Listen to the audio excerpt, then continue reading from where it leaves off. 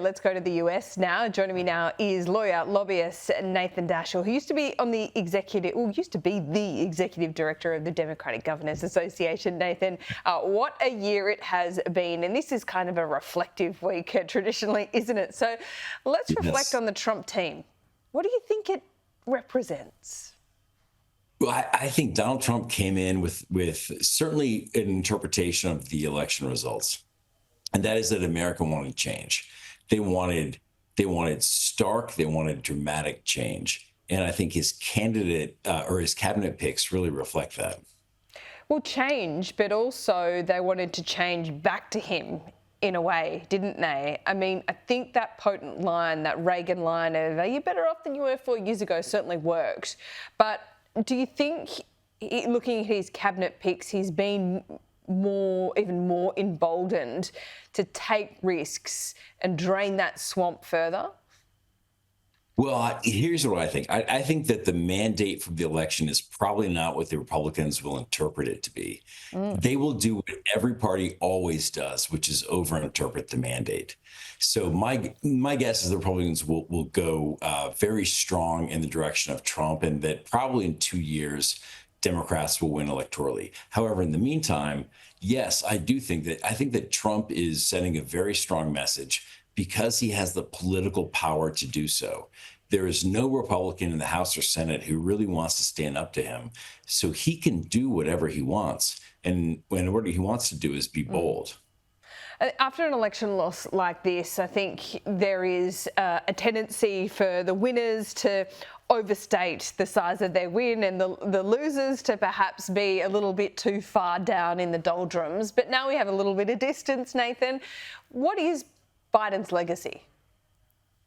So Biden's legacy, I'll tell you what I think Biden's legacy should be. I think Biden's legacy should be of a man who deeply cared about his country, who was deeply committed to his country, who for decades took the train from Wilmington to D.C. every day so he could get to work, but also go back home and stay with his family. I think he has he's deserved a tremendous legacy. However, I don't know if he's going to get that because first, his unpopularity was historic, and that was a major factor for Kamala Harris. It was very hard for her to distance herself from an epically unpopular president.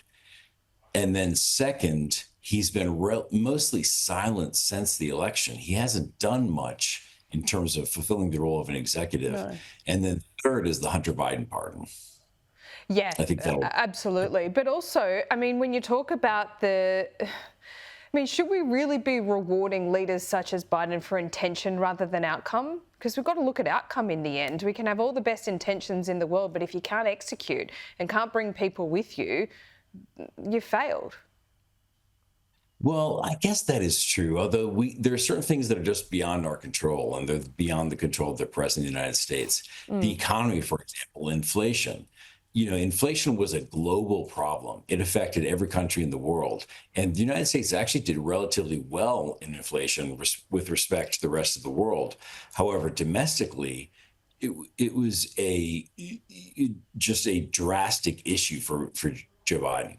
And it's something that he really couldn't overcome in the end.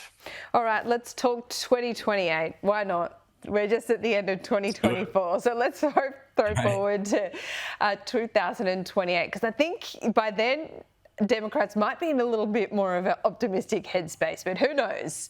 Donald Trump can't run again unless he changes the Constitution. I think that's very unlikely, and he would find it very hard to do so. So who wins?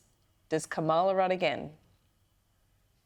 It's against whether Kamala runs again. It depends on what she does in the interim. If she runs for governor of California, and if she's relatively successful, I would bet she runs again.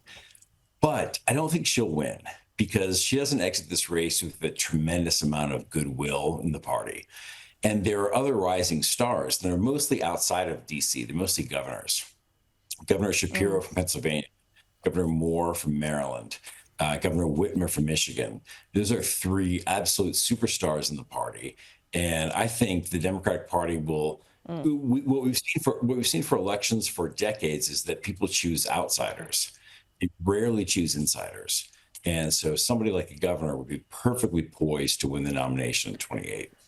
Nathan, we will leave it there. Thank you so much for your time this year. It's been my great pleasure. We will see you next year, Mine we as hope. well. Merry Christmas. Thank you so much. All the best to you and to your you. family.